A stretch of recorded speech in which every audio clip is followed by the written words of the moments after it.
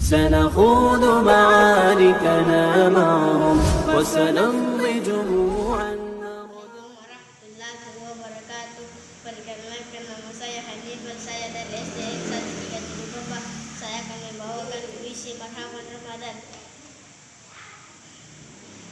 Terima kasih ya Allah, Kau pertemukan hambamu dengan bulan yang Engkau dambakan.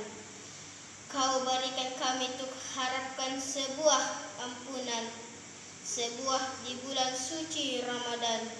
Rasa bahagia tak bisa terucap oleh kata-kata, hanya kata syukur yang terucap penuh rasa pengagumkan.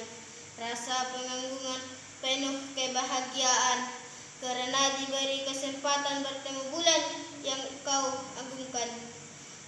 Ku bersihkan jiwa dan raga untuk menyambutnya. Ku tanamkan rasa penyelasan di hari-hari sebelumnya. Ku sucikan batin tanpa rasa iri untuk memuliakan bulan yang Engkau muliakan. Ku bersujud padamu Tuhan semesta alam.